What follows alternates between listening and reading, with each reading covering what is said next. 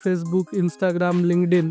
Website म्हणजे तुमच्या बिझनेसचा आधार card. एक न्यूरोसर्जन पेक्षा एक इन्फ्लुएन्सर जास्त कमवतो. एक्झॅक्टली. मग येतात गुगल ॲड्स किंवा PPC जे म्हणतो आपण, पेपर क्लिक. सो गुगल माय बिझनेस हा जो कन्सेप्ट आहे, कारण कसं की होर्डिंगवर लाखो रुपये घायला कोणी विचार नाही. बरोबर आहे. पण डिजिटल मार्केटिंग किंवा आता आपण ऍड लावायची राहिली तर 1000 रुपये विचार करतात. गुगल ॲड्सचे जसे सिम्युलेटर्स आहेत, त्यांना पेशन्स नाही, त्यामुळे त्यांच्या क्लायंट्सला पेशन्स नाही. बराच म्हणजे ऑडियन्स सेगमेंटेशन, डेमोग्राफिक्स ह्या गोष्टींमध्ये बराच फरक पडलाय. लुकलाईक ऑडियन्स जसं की आहे, मी सपोज 100 लोकांना मेल पाठवतोय, ती 100 लोक दिवसातल्या पहिल्यांदा ईमेल कधी उघडतात? So traditional marketing into digital marketing. आधी सुरुवात तरी करा, इथं लिहिलेलं आहे. नमस्कार मित्रांनो, हॅलो गाईज, कसे आहात?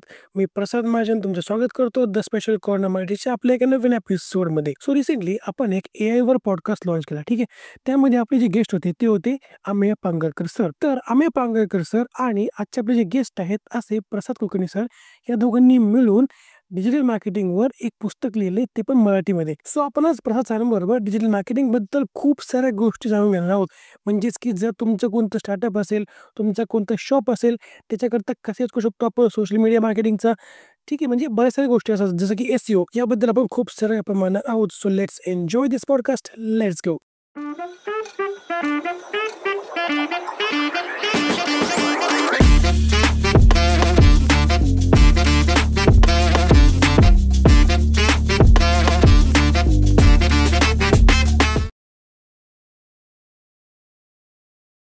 सो नमस्कार प्रसाद सर, तुमचं स्वागत आहे स्पेशल कॉर्नर मराठीवर. तर दोन एकदम आवडीचे माझे विषय म्हणजे AI आणि डिजिटल मार्केटिंग. AI कारण मी डेटा सायन्स स्टुडंट आहे त्याच्यामुळं, आणि माझं एज्युकेशन असल्यामुळे SEO वगैरे मला इंटरेस्ट असतं, त्यामुळे दोन्ही पॉडकास्ट आता आपण अरेंज करतो. सो सर, मला डिजिटल मार्केटिंगबद्दल खूप काही जाणून घ्यायचं आहे, पण सध्या आधी तुमचं जे पुस्तक आहे सहज सोपं डिजिटल मार्केटिंग, तर मग यामागची प्रेरणा काय होती किंवा हे मराठीतला असं का वाटलं? पहिली गोष्ट म्हणजे पुस्तक मराठीत नव्हतं. ओके. सो ते एक होतं की जास्तीत जास्त मराठी लोकांपर्यंत आपलं पुस्तक जावं, आणि सहज सोप्या अशा भाषेत लिहिलेलं पुस्तक आहे. म्हणजे अगदी हाऊसवाईफ म्हणा किंवा अगदी कुठल्याही वयोगटातील लोक हे पुस्तक इझिली वाचू शकतं. सो याच्या मागचं प्रेरणा ती होती की लोकांपर्यंत पुस्तक ते पोचावं, आणि सहज म्हणजे इझी लँग्वेजमध्ये. तुम्ही जर त्यातली मराठी वगैरे बघितली तर प्रॉपरली स्टेप बाय स्टेप आपण प्रत्येक जे काही डिजिटल मार्केटिंगमध्ये ॲक्टिव्हिटीज करतो त्याच्याबद्दल सोप्या भाषेत लिहिलेलं आहे, आणि जे लोकांना इझिली कळेल अशा ह्याच्या. ओके. तर मग डिजिटल मार्केटिंग म्हणजे नक्की काय? म्हणजे ज्यांना काहीच माहीत नाही किंवा नाही का, असं पारंपरिक जे आपले मार्केटिंग टूल्स आहेत त्याच्यापेक्षा किती चांगले आहे किंवा कसा फायदा होऊ शकतो? तर इंटरनेट आलं. इंटरनेटचं जसं 2000 नंतर आल्यानंतर खूप वाढलं, जिओ आलं सर. 12-13 नंतर जिओ आलं. त्यानंतर त्याच्या आधी पारंपरिक मार्केटिंग करायचो लोक, म्हणजे होर्डिंग करा म्हणा, फ्लायर्स करा किंवा न्यूजपेपरमध्ये ॲड्स द्या. पण इंटरनेट आलं, आणि त्यानंतर म्हणजे सोप्या भाषेत सांगायचं झालं तर इंटरनेटवरनं लोकांपर्यंत आपलं प्रोडक्ट किंवा सर्व्हिस पोहोचवणं हे डिजिटल मार्केटिंग. सो आता त्यात काय, सोशल मीडिया आलं, पुन्हा वेबसाईट आपली गुगल वेबसाईट आली, या सगळ्या गोष्टी आल्या. सो सरळ सोप्या भाषेत म्हणायचं झालं तर इंटरनेटवरनं लोकांपर्यंत आपलं प्रोडक्ट किंवा सर्व्हिस पोहोचवणं म्हणजे डिजिटल मार्केटिंग. आता कसं आहे की अजून ती मानसिकता तेवढी बदललेली वाटत नाही मला. कारण लोक पम्पलेट देणं म्हणा किंवा ॲड्स देणं याच्यावर खर्च करणं जास्त त्यांना चांगलं वाटतं, पाहिजे की रिअल मार्केटिंगवर. तर मग याच्याबद्दल काय करते आपल्याला? त्यासाठीच तर पुस्तक लिहिलेलं आहे की लोकांनी ते वाचावं, आणि ते वाचून म्हणजे ते प्रेरित होतील, आणि डेफिनेटली ते स्पेंड करायला थोडंफार प्रयत्न करतील. कसं आहे, त्यांना कळालं की याचा इम्पॉर्टन्स काय आहे, तर ते जास्तीत जास्त लोकांना अजून वाटेल की हां, आता आपण हे करून बघावं. त्यांना माहितीच नाही आहे अजूनपर्यंत. सो या लोकांपर्यंत पोहोचण्याचं काम आपण पुस्तकाद्वारे केलेलं आहे. कारण कसं आहे की होर्डिंगवर लाखो रुपये घायला कोणी विचार नाही. बरोबर आहे. पण डिजिटल मार्केटिंग किंवा आता आपण ॲड लावायची राहिली तर 1000 रुपये विचार करतात. नाही, आता ॲड लावायची झाली तर 100 रुपयापासून ॲड लाईन लागते आपल्याला. एक्झॅक्टली. सो गुगलवरनं म्हणा किंवा फेसबुकवरनं 100 रुपयापासून लावते ती. पण ती मानसिकताच आता हळूहळू डेव्हलप होत राहील, बदलती आहे. जसं आता व्यवसाय पण वाढतायत तसे मानसिकता पण बदलती आहे, आणि डेफिनेटली काही काळात 1-2 वर्षात अजून जास्तीत जास्त लोक डिजिटल मार्केटिंगचा उपयोग करून त्यांचा व्यवसाय वाढवतील. तर मग डिजिटल मार्केटिंगचे मेन प्रकार कोणकोणते आहेत? थोडं एक्सप्लेन करू शकाल एक करून?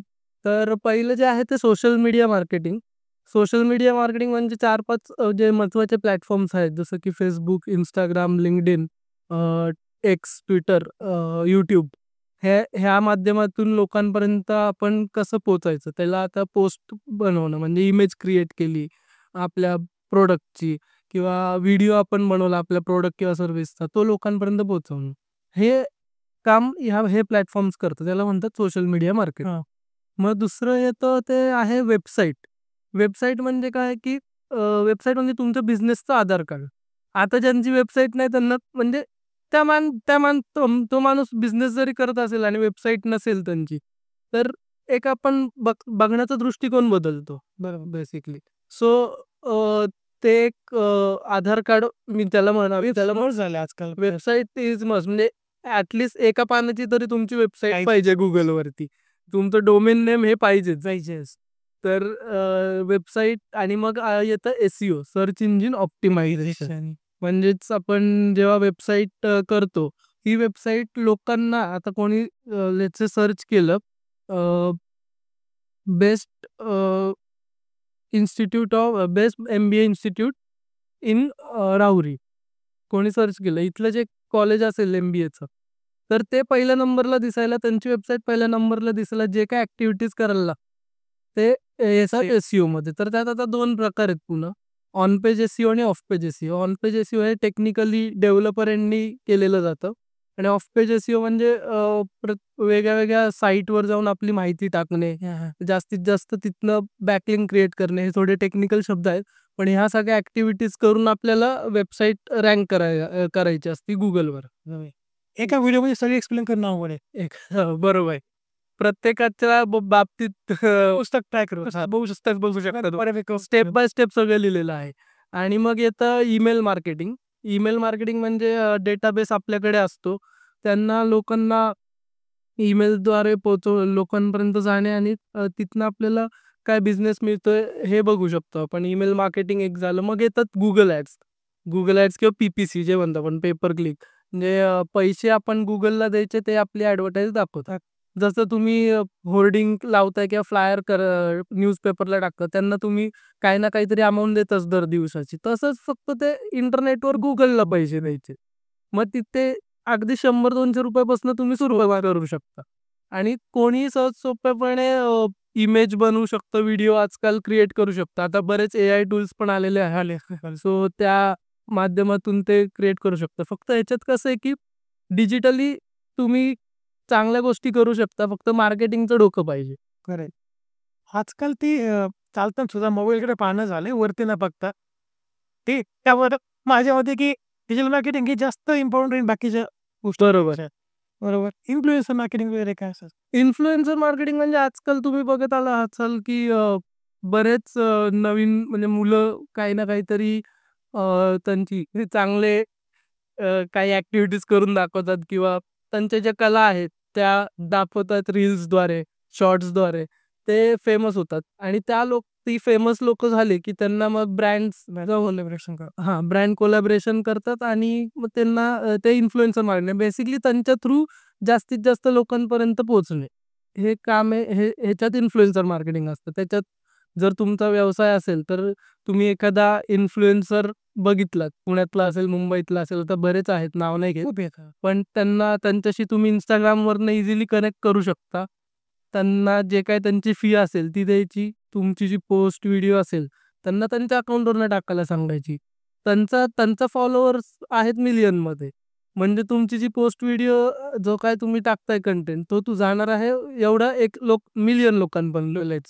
सो ह्या रीचसाठी जे काम केलं जातं ते इन्फ्लुएन्सर मार्केटिंग. सध्या मी असं पाहिलंय की एक न्यूरोसर्जनपेक्षा एक इन्फ्लुएन्सर जास्त कमवतो. एक्झॅक्टली. बरोबर. एक्झॅक्टली. ओके. तर मग डिजिटल मार्केटिंगमध्ये करिअरची सुरुवात कशी करता येईल? स्टार्टिंगला काय करावं? स्टार्टिंगला आता फ्री कोर्सेस आहेत. YouTubeवरती जर तुम्ही गेलात तर बरेच तुम्हाला कोर्सेस पण मिळतील. पुन्हा Courseraवर आहेत कोर्सेस काही नॉमिनल फी आहे. पण ते डिजिटल मार्केटिंग करायच्या आधी मार्केटिंग हा कन्सेप्ट जर तुमच्या डोक्यात असला म्हणजे कोणाला जर कॉलेजनंतर डिजिटल मार्केटिंगमध्ये करियर करायचं असेल, जर त्याला मार्केटिंगची नॉलेज असेल, थोडीफार कन्सेप्ट असला, तर त्यांनी डिजिटल मार्केटिंग प्रॉपरली करू शकतो. डिजिटली टूल्स हँडल करणारे भरपूर लोक आहेत. पण मार्केटिंग ज्याला येतं प्रॉपर, तो डिजिटल मार्केटिंगमध्ये खूप पुढे जातो. सो YouTubeचे व्हिडिओ, मी जसं म्हणलं YouTubeचे व्हिडिओज वगैरे आहेत. पण ते पण करताना कसं, की तुम्ही व्हिडिओ बघता. फक्त बघून नाही चालत, प्रॅक्टिकल केलं पाहिजे. केलं पाहिजे. खरं काही आता बरेच म्हणजे Google ॲड्सचे जसे सिम्युलेटर्स आहेत. बरेच तुम्ही प्रॅक्टिसला आता फ्री टूल्स बरेच आहेत. त्यामुळे प्रॅक्टिस जेवढी कराल, तेवढं तुम्हाला त्यात हे मिळत जाईल. आणि सुरुवात जर करिअरची करायची असेल, तर ॲज अ फ्रीलान्सर तुम्ही चालू करू शकता. तुमच्या ओळखीतला कोण ना कोणतरी व्यवसाय करतच असेल, त्याला तुम्ही भेटा जाऊन. त्याला म्हणा, मी तुम्हाला एक वेबसाईट बनवून देतो. आजकाल वेबसाईटला पण असं नाही की कोडिंगचीच खूप गरज आहे. वर्डप्रेस सारखे प्लॅटफॉर्म आहेत, Wix सारखे प्लॅटफॉर्म आहेत, जे लँडिंग पेज तुम्ही एखादं क्रिएट करून एआय देईल. टूल्स पण आलेत सर. एआय टूल्स तर आले. एआय टूल्सचे बरेच आहेत. एक फॉर्म टाकलं क्लिअर होते सर. एक्झॅक्टली. सो आणि मग सोशल मीडियावर त्यांचे काही तुम्ही हे चॅनल्स ओपन करून दिले, त्यांच्यासाठी एखादा व्हिडिओ, इमेज बनवलं. असं करून फ्रीलान्सिंगमधनं पण सुरुवात करता येते. त्यात पण चांगला पैसा आहे. आणि मग जॉब करायचा असेल, तर जॉबसाठी तर भरपूर काही कंपनीजमध्ये आता म्हणजे पुणे, मुंबई बऱ्याच ठिकाणी आता बरेच व्हॅकन्सीज असतात. सो अशी सुरुवात करता येईल. फक्त प्रॅक्टिस करत राहायला लागती आणि जे काही नवीन येतंय ते शिकत राहावं लागतं डिजिटल मार्केटिंगमध्ये, असं आहे. बरं तुम्ही मगाशी म्हणलं की सिम्युलेटर वगैरे येतात. मग त्याच्यावर थोडं सांगू शकाल अजून काही? हो, सिम्युलेटर्स म्हणजे आणि मी काय ऐकलं होतं आत्तापर्यंत म्हणून विचारायला. Google आता एआय टूल्स पण आहेत त्याच्यात. सिम्युलेटर म्हणजे काय, की आता ॲड लावतोय आपण. तर ती ॲड पैसे, खरे पैसे नाही टाकायचे. फक्त ते नॉर्मल आपलं ॲड कशी दिसेल तुमची, काय दिसेल, हीच तुम्हाला आयडिया येईल. मग त्यातून तुम्ही जेव्हा प्रॉपरली ॲड लावाल कोणासाठी किंवा स्वतःसाठी, तेव्हा लावताना तुम्ही तो विचार करून राहाल, की अशी ॲड दिसली पाहिजे. हे कीवर्ड्स यूज केले पाहिजेत आपण. Demo account. हां. हे लोकेशन टार्गेट केलं पाहिजे. असं तुम्ही करू शकता. ओके. तर मग सुरुवातीच्या काळात बरेच जण काही चुका करतात, काही गोष्टींची काळजी घेतली पाहिजे डिजिटल मार्केटिंगमध्ये येताना. काय सो बघायचं झालं तर मुलं आजकालची जी डिजिटल मार्केटिंग शिकत आहेत, त्यांना पेशन्स नाहीयेत. करेक्ट. त्यांना पेशन्स नाहीयेत, त्यामुळे त्यांच्या क्लायंट्सला पेशन्स नाही. बरोबर. त्यांना कळलं पाहिजे, की डिजिटल मार्केटिंगमधनं लगेच 1-2 दिवसात लीड्स येणार नाहीत. आता जर बघायला गेलं, कोणी नवीन सुरू करायचं असेल, तर तो क्लायंटला पहिल्याच दिवशी जाऊन सांगतो, की तुम्हाला एवढे-एवढे लीड्स येणार आहेत. हां. हे चुकीचं आहे. झालंय माझ्या बाबतीत. मी माझ्या स्टार्टअप करता एकाला कॉल केला होता. तर तो म्हणतो तुम्हाला मी आठवड्याभरात 1,00,000 लावून पोहोचवतो. बरोबर आहे. ठीक आहे. टेक्निकली माझ्याकडे पैसे पण नव्हते, बजेट नव्हतं. ठीक आहे. पण त्यांनी हे बोललं, की एक आठवड्यात तुम्हाला मी एवढं करून पोहोचवतो. हे आधीच काही पण माझी पहिल्या लोकांपर्यंत पोहोचवणार, काय पोहोचवणार, ते पहिल्याच दिवशी कसं सांगू शकतो ना तो. तुमचा तो बिझनेस आहे, त्याचा स्टडी केलं पाहिजे त्यांनी. काहीच नाही. सो अशा प्रकारे तर ह्या चुका नाही करू मुलांनी, नवीन जे शिकतायत ते. आणि टूल्सवर प्रॅक्टिस करावी. बरेच लोकं, मला जमतंय, मला Canva जमतंय, WordPress जमतंय. पण ते तेवढं सोपं नाहीये. जेव्हा काही इश्यूज येतात, तेव्हा तुम्हाला ते सॉल्व्ह करता आले पाहिजेत. तुम्ही एकदा व्हिडिओ बनवून दिला, इमेज बनवून दिला, दुसऱ्या वेळेस ते सांगताना अजून एक्स्पेक्टेशन वाढणार आहेत क्लायंटचे तुमच्याकडनं. तर सारखं अपग्रेड करणं हे महत्त्वाचं आहे. ओके. तर मग आपला जो व्हिडिओ आहे तो बरेच छोटे व्यावसायिक म्हणा किंवा स्टार्टअप लोकं बघत असतील. तर मग त्यांच्याकरता कोणती स्ट्रॅटेजी नाही सुरुवातीला चांगली राहील प्रमोट करण्याकरता प्रॉडक्ट?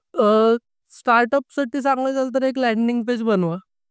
म्हणजे स्वतः व्यावसायिक असेल तर बरेच टूल्स आहेत. एआय टूलमधनं पण बनवता येईल किंवा Wix शिकून बनवता येईल किंवा सोशल मीडियावर तर आजकाल आता सगळेच आहेत सरासर.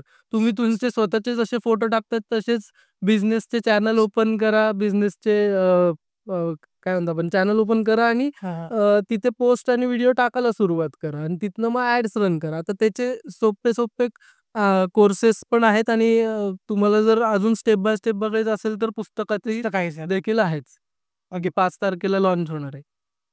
5 तारखेला लॉन्च होणार आहे. 5 ओके. तारखेला लॉन्च होणार आहे. ओके. तर मग स्थानिक व्यवसायांसाठी नाही का लोकल मार्केट कसं कॅप्चर करता येईल डिजिटल मार्केटिंगचा यूज करून? सो Google माय बिझनेस हा जो कन्सेप्ट आहे Googleचा, त्याच्यावरती पहिली गोष्ट तुम्ही अकाउंट ओपन केलं पाहिजे स्थानिक व्यावसायिकांसाठी. आणि तिथे तुमचं प्रॉपर व्हेरिफिकेशन, आता आधी सोपं होतं खूप. एका दिवसात व्हायचं. आता 15-20 दिवस लागतात व्हेरिफिकेशनला. तर त्या गोष्टीसाठी तुम्ही Google माय बिझनेसचं कसं अकाउंट ओपन करायचं, काय करायचं हे आधी प्रॉपरली शिकलत. सोप्पं आहे. अवघड नाहीये त्यात काही. तर ते तुम्ही जरी बघितलंत म्हणजे YouTubeवरती बरेच त्याच्याबद्दल असेलच. तर ते बघून व्हेरिफिकेशन करून घ्या स्थानिक व्यावसायिकांसाठी. अजून एक आहे की Facebookद्वारे स्थानिक लोकांसाठी आपण कॉन्टॅक्ट करता येतो. म्हणजे तुमचे पोस्ट वगैरे तुमच्या ह्याच्यावरनं बनवून चॅनलवरनं टाकायचे आणि त्याच्या ॲड रन तिथल्या तिथे करायचे. म्हणजे 2 किलोमीटरच्या रेडियसमध्ये, 3 किलोमीटरच्या रेडियसमध्ये असे त्या ॲड्स रन करायचे. ओके. तर मग डिजिटल मार्केटिंगमध्ये कोणते इम्पोर्टंट टूल्स आहेत, जे असे 2-3 सांगू शकाल? बाकीचे तर ठीक आहे. सगळे एक्सप्लेन करणं शक्य नाही, पण एक बेसिक 2-3 तरी. आता पहिलं म्हणजे Google ॲड्स हे आलं सगळ्यात पाहिजे. पहिलं. पुन्हा WordPress किंवा Wix हे जर जमलं. काय? Wix म्हणजे हा एक कंटेंट बेस्ड प्लॅटफॉर्म आहे CMS कंटेंट मॅनेजमेंट सिस्टम. ज्यातनं आपण इझिली वन पेजर वेबसाईट कोणी आजकाल बनवू शकतो. म्हणजे वर्ड डॉक्युमेंट तुम्ही जसं वापरता तसंच त्याच्यात कंटेंट तुमचा कॉपी पेस्ट करायचा आहे, इमेज ॲड करायची, अपलोड करायची, व्हिडिओ अपलोड करायचा आहे. अशा प्रकारे तुम्ही इझिली Wix हा प्लॅटफॉर्म यूज करू शकता. मग मेटा ॲड्स शिकलं पाहिजे कारण की Instagram आणि Facebookवर जास्त ऑडियन्स आहे ह्याला. तुम्ही स्थानिक लोकांचा उल्लेख केला म्हणून त्यांना ती लोकं जास्ती करून Facebook आणि Instagramवर आत्ता ॲक्टिव्ह आहेत बऱ्यापैकी. सो मेटा ॲड्स जास्तीत जास्त शिकलं पाहिजे लोकांनी. ओके. तर मग आपण कधी ॲड लावली, एखादं कॅम्पेन लॉन्च केलं, तर मग त्याच्यामध्ये एनालिटिक्स किती महत्त्वाचं राहतात? कसं ॲनलाईज करावं त्याच्यामध्ये? एनालिटिक्स हे खूप महत्त्वाचं आहे कारण की एनालिटिक्स अशी गोष्ट आहे की तुम्ही बघाल फक्त, पण ती समजता पण आली पाहिजे. की खरं आहे. त्यासाठी डिजिटल मार्केटिंगमधलं मार्केटिंग महत्त्वाचं आहे ना. कारण हे डिजिटल मार्केटिंग तर वेगळं राहिलं. मला साधं YouTube चॅनलचं एनालिटिक्स समजायला मला 3 महिने गेले. त्यावेळेस ते खूपच त्याच्यामध्ये खूप येतात. हो, त्याचं रीच आहे, इम्प्रेशन आहे. आता त्याच्यासाठी जर ना आमच्या पुस्तकात ना एक पूर्ण 3-4 पानच आहेत. त्याच्यात आम्ही प्रॉपर एनालिटिक्सचे जे शब्द आहेत, केलं. ते प्रॉपर एक-एक प्रॉपर सोप्या पद्धतीने एक्सप्लेन केलेत. जसं की इम्प्रेशन्स काय आहे, रीच काय आहे, CPC काय, कॉस्ट पर क्लिक काय आहे, ह्या सगळ्या गोष्टी केल्यात. ते वाचल्यानंतर अजून पटकन तुम्हाला एनालिटिक्स समजायला मदत होईल. सो एनालिटिक्स महत्त्वाचं कारण आहे, कारण की एनालिटिक्स कळल्याने पुढचे कॅम्पेन तुमचे ठरणार आहेत. तुम्हाला जर एनालिटिक्सच नाही कळलं, तर पुढे तुम्ही तेच-तेच करत राहाल. ज्याने की ग्रोथ होणार नाहीये ना तुमच्या ब्रँडची किंवा तुम्ही कोणाचं काम करत असाल त्यांची. सो एनालिटिक्स हे समजून घ्यायचं आधी स्वतःहून व्यवस्थित काय आहे आणि तिथनं पुढच्या कॅम्पेनसाठी स्ट्रॅटेजी काय वापरता येईल, हे तुम्ही इझिली समजू शकता. ओके. तर आता माझ्या मनात प्रश्न आला, इथे इथं नव्हता. तर एक 3-4 वर्षापूर्वीपर्यंत जे Google ॲड्स होतं, त्याच्यामध्ये तेवढं नाही का म्हणतो की फिल्टर लावता येत नव्हते. आजकाल तुम्हाला खूप जास्त फिल्टर लावता येतं. म्हणजे तुम्हाला आता समजा आता माझं चॅनल आहे, पॉडकास्ट चॅनल आहे. तर तुम्ही एका दुसऱ्या पॉडकास्ट चॅनललाच ॲड दाखवू शकता. जे त्याच्या सबस्क्रिप्शनमध्ये. बरोबर. याच्यामध्ये कितपत फरक पडला आता ते 4-5 वर्षामध्ये? बराच म्हणजे ऑडियन्स सेगमेंटेशन, डेमोग्राफिक्स ह्या गोष्टींमध्ये बराच फरक फरक पडलाय. लूक अलाइक ऑडियन्स जसं की आहे. कस्टम ऑडियन्स आपण आपला जो डेटाबेस असतो तो टाकून त्यासारख्या लोकांपर्यंत पोहोचायला आपण प्रयत्न करू शकतो. सो ते पण इझिली Google ॲड्स थ्रू करता येतं आपल्याला. कारण मी जेव्हा म्हणजे पहिला ट्राय केला Google ॲड्सचा. मी केलं होतं 3-4 वर्षापूर्वी आणि जेव्हा आत्ता केला लास्टमध्ये बराच फरक आला. नाही, त्याला कळलंच नाही काय चाललंय कारण खूप आहे. त्याच्यात आता एआय इंटिग्रेट झालेलं आहे. आता सोपी अजून एक गोष्ट काय त्याच्यात, की तुम्ही तुमची वेबसाईट टाकली आणि एक 4-5 ओळी तुमच्या वेबसाईटबद्दल लिहिले, तर ते तुम्हाला स्वतःहून कीवर्ड्स काढून देतं. तुम्हाला कीवर्ड रिसर्च करायला लागत नाही. पण तो ड्राफ्ट आहे. मी पुन्हा सांगेल, की एआय आत्ताशी 2रं-3रं वर्ष आहे. बाळ आहे एआय. तर तो ड्राफ्ट आहे. सो ते तुम्ही फक्त बघू शकता. तुम्हाला समजू शकता, की हे कीवर्ड्स आहेत. पण शेवटी तुम्हाला प्रॉपर रिसर्च करायचा आहे. तो रिसर्च केला आणि कीवर्ड्स वगैरे तुम्ही वापरले. ऑडियन्स तुम्हाला काय सेट करायचं ते प्रॉपरली करू शकता. त्याच्यात पुन्हा लोकेशन वाईज टार्गेटिंग करता येतंय सोप्यापणे. म्हणजे एक्सक्लूड, इन्क्लूड या सगळ्या गोष्टी करता येतात. एखादी सिटी नको हवी असेल डायरेक्ट एक्सक्लूड करता येईल. सो या सगळ्या गोष्टी सोप्यापणे इझिली करता येतात आणि आता. ओके. तर मग एस-ई-ओ किती महत्वाचं आहे? आता मग YouTube करता म्हणा किंवा वेबसाईट करता किंवा Instagram यूज करता. एस-ई-ओ बद्दल मी एक म्हणतो, की एस-ई-ओ करणं महत्त्वाचं म्हणजे आपण झाडाला जसं पाणी देतो, तोच प्रकार आपल्याला इंटरनेटवर आपल्या वेबसाईटसाठी करायचा. ते तुम्ही बंद केलं की तुमच्या वेबसाईटची रँकिंग खाली पडणार. सो एस-ई-ओ करणं हे खूप गरजेचं आहे. म्हणजे जे नवीन व्यावसायिक आहेत त्यांना जरी वेळ नसेल, त्यांनी एखादी छोटी डिजिटल एजन्सीकडे जरी काम दिलं, तरी एस-ई-ओ करत राहणं हे खूप महत्त्वाचं आहे. पण आता स्टार्टिंग आता माझी विचार कराल तर मग माझी स्टार्टिंग आहे. तर मग एक एजन्सीने आम्हाला अप्रोच केलं होतं, पण त्यांची fee I think 25 to 27 K per month होती. तेवढी मला आता अफोर्ड करणं ठीक आहे ना, आता बऱ्याच मग फ्रीलान्सर्सला तुम्ही देऊ शकता किंवा आता तुम्ही टेक्निकल बॅकग्राऊंडमधले आहात, तर ऑन पेज एस-ई-ओ तुम्ही तगडं करा थोडीसं. तर मी करू शकतो. बेसिक तुम्ही करू शकता. तिथनं आधी सुरुवात तरी करा. इथं लिहिलेलं आहे. It's it's time to start. तर आहे. सो अशी स्टार्ट करा तुम्ही. पुढे स्टार्ट तरी करा. होईल, हळू-हळू होईल. आणि रँक व्हायला लागले की तुम्हालाच कॉन्फिडन्स येईल. मग त्याचा बिझनेस बिल्ड व्हायला लागले की तुम्ही त्या एजन्सीला बोलवा. एकदा बिल झालं हां. मग करता एजन्सी सुरुवात तर करा अगदी. करा. ओके. तर मग सध्या डिजिटल मार्केटिंगमध्ये कोणते ट्रेंड्स चालू आहेत काय सांगता येईल? ट्रेंड्स म्हणायला गेलं तर एआयचा बराच आलेला आहे. एआय कंटेंट रायटिंगमध्ये डिजिटल मार्केटिंगचे जे कंटेंट रायटर्स आहेत, त्यांना मदत झालेली, की आलेलं की कंटेंट रायटरची जॉब जातील. पण असं नाहीये. एआयमुळे एक झालं की आता Facebookवर वगैरे पण जर तुम्ही बघितलंत मेटा बिझनेस सूट एक मागच्या वर्षी आलेलं आहे. ज्यातनं एका क्लिकवर आपण Instagram आणि Facebookला पोस्ट करू शकतो. बरं. व्हिडिओ पोस्ट करू शकता, इमेज पोस्ट करू शकता. एका क्लिकवर ते इझिली पोस्ट करू शकता आणि पुन्हा WhatsApp मार्केटिंग एक मोठा बूम आलाय. चॅटबॉट्स, WhatsApp बॉट्स जे आहेत, ते एक चांगले खूप मदत करतात बऱ्याच बिझनेसच्या लोकांना. सो अजून म्हणायला गेलं तर वेबसाईट चॅटबॉट्स आहेत. वेबसाईटच्या ह्याच्यात चॅटबॉट्स. ईमेल मार्केटिंगला एआय आलेलं आहे आता. आणि ईमेल पाठवताना पण एक मजा आहे. ब्रिव्हो म्हणून एक टूल आहे. ब्रिव्हो.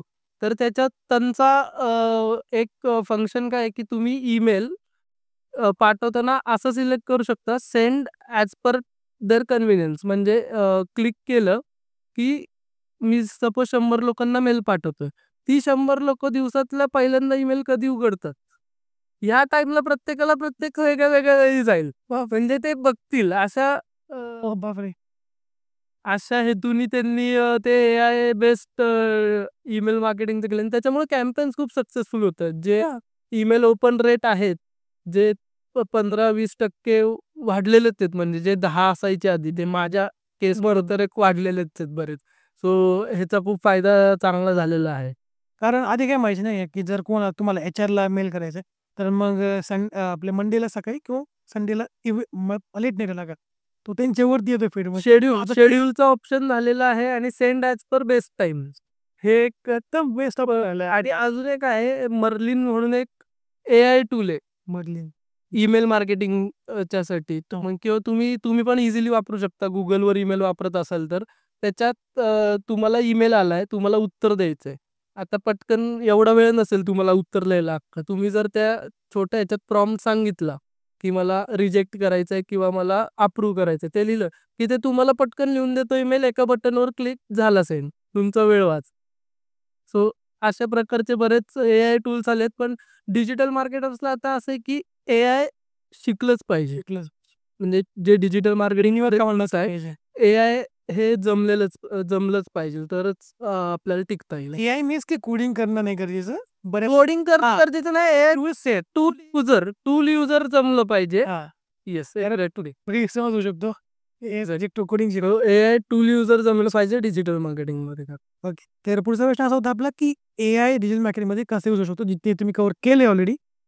तर काय करू, की डिजिटल मार्केटिंगचं भविष्य काय दिसतंय आता? काय वाटतं, की येत्या 2 वर्षामध्ये काय होऊ शकतं? डिजिटल मार्केटिंग हे बूममध्येच राहणार आहे. कारण बंद नाही होणार आहे. बघा इंटरनेट जोपर्यंत आहे तोपर्यंत डिजिटल मार्केटिंग राहणार आहे. जरी डिजिटल मार्केटिंग आलं, ट्रेडिशनल मार्केटिंग अजून पण चालू आहे. आपल्याला बॅनर दिसतच आहेत, फ्लायर दिसत आहेत. So traditional marketing into digital marketing असं जर केलं तर तुमचा बिझनेस अजून जास्त ग्रो होईल. दोन्हींचं कॉम्बिनेशन बरोबर. कॉम्बिनेशन हे महत्वाचं आहे. ओके. सो डिजिटलमध्ये अजून एक ट्रेडिशनलपेक्षा जे वेगळं आहे ते वेगळं पण आहे म्हणजे मेजर करता येतं तुम्हाला. आता ट्रेडिशनल मार्केटिंगमध्ये फ्लायर्स छापलेत, होर्डिंग छापलेत. किती लोकांनी बघितलेत हे कळत नाही. नाहीच कळत. कसं काय? पण डिजिटलमध्ये जर तुम्ही कुठली ॲड लावली, व्हिडिओ ॲड लावली, इमेज ॲड लावली जशी की ती इझिली मेजर करता येते एनालिटिक्स थ्रू. सो हे एक वेगळं पण आहे हां. आणि त्याच्यामुळे बऱ्याच बिझनेसला कळतं की आपल्याकडे किती आपल्या वेबसाईटवर किती लोकं येतात, आपल्या चॅनलवर किती लोकं येतात. एज रेंज काय आहे? किती एज एज ग्रुप डेमोग्राफिक्स काय आहेत आपले एज एज ग्रुप किती माणसं बघतायत, किती महिला बघतायत. ह्या सगळ्या गोष्टी आपल्याला डिजिटल थ्रू इझिली कळतात. सो त्या गोष्टी आपल्याला ट्रेडिशनलमध्ये कळत नाहीत, पण डिजिटली ह्या तुम्ही मेजर करू शकता इझिली. वाह! तर मग ज्यांना आत्ता डिजिटल मार्केटिंगमध्ये सुरुवात करायची आहे, त्यांना काय सल्ला द्याल?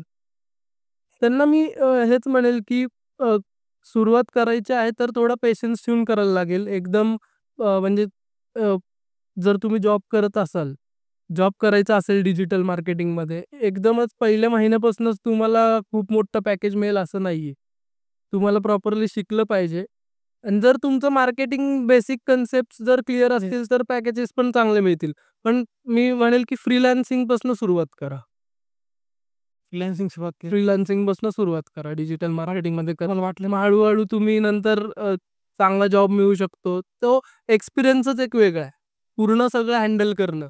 तुम्ही एकाच क्षेत्रात गेलात म्हणजे SEO एक्सपर्टच असाल किंवा फक्त सोशल मीडियाच हँडलर असाल, तर मग नाही. पण आत्ता जर तुम्हाला प्रॉपरली करायचं असेल, तर डिजिटल मार्केटिंगमधलं सगळं येणं हे इम्पोर्टंट आहे. म्हणून मग आता आपलं जे पुस्तक आहे सहज सोपं डिजिटल मार्केटिंग. तर मग याबद्दल मला थोडं सांगा, की हे पुस्तक कसं मदत करेल प्रत्येक डिजिटल मार्केटिंग करणाऱ्याला? किंवा हे मदत डेफिनेटली करणार आहे. मी जसं म्हणलं, की ते एकदम सोप्या भाषेत लिहिलेलं पुस्तक आहे. स्टेप बाय स्टेप आम्ही आता तुम्ही जर बघितलं पुस्तक होईल लॉन्च आपलं. स्टेप बाय स्टेप आणि मी त्याच्यात लिहिलेलं आहे, की लेट्स से तुम्हाला आता प्रोफाइल बनवायचं आहे Facebookवर. ते पण कसं बनवायचं हे आम्ही सहज भाषेत स्टेप बाय स्टेप एक-एक पद्धतीने लिहिलेलं आहे.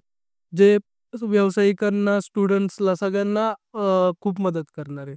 सो बुकमध्ये जर तुम्ही बघितलं तर भारतातल्या जे काही बिझनेसच्या केसेस आहेत त्या बऱ्याच आम्ही मेन्शन केलेल्या आहेत. सो तुम्हाला पटकन समजायला पण मदत होईल त्यातून. सो बेसिकली छोटे-छोटे जे लोकल बिझनेसेस आहेत जसं की चष्म्याचं दुकान असेल, त्यांच्या केस स्टडीज त्यांनी डिजिटल मार्केटिंग करून कसं त्यांचं मोठं केलं, नवीन ब्रांचेस कशा टाकल्या त्यांनी. या सगळ्या गोष्टी या छोट्या-छोट्या केस स्टडीज घेतलेल्या आहेत भारतातल्या, महाराष्ट्रातल्या ज्या लोकांपर्यंत पोहोचतील आणि अजून जे व्यावसायिक आहेत, त्यांना मदत होईल. सो हे पुस्तक लॉन्च होईल 5 तारखेला. सगळ्यांनी घ्यावं लागेल. घ्या नाही. ओके. कारण मलाच गरजेचं आहे सर. कारण मी आता YouTubeवर असल्यामुळे मलाच गरजेचं आहे सगळ्यात. नाही तुम्हाला यायचंय आमच्या ह्याला कार्यक्रमाला. येऊ ना 100%. Okay. So thank you so much sir तुम्ही वेळ आपला अजून एक एआयचा पॉडकास्ट बाकी आहे. So so much. आमच्याकडे तुमच्याकडे थोडीशी आठवण भेटेल. Please sir. Thank you प्रसादजी.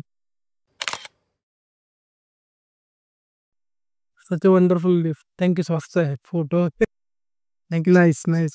So that's it for today guys. जर तुमची स्टोरी, तुमची गोष्ट इतरांना इन्स्पायर येईल अशी असेल किंवा तुमचा कोणता स्टार्टअप असेल किंवा तुम्हाला कोणत्या विषयाचं सखोल ज्ञान असेल, तर मला या नंबरवर व्हॉट्सअप करू शकता किंवा या ईमेलला मेल करू शकता. आणि जर तुम्हाला पॉडकास्ट आवडला असेल, तर लाईक करा, चॅनलला सबस्क्राईब करा आणि बेल आयकॉनला प्रेस करायला विसरू नका. कारण का मी म्हणतो की the best is yet to come. तर भेटू एका नवीन एपिसोडमध्ये एका नवीन गेस्ट सोबत. तोपर्यंत see have good and bye.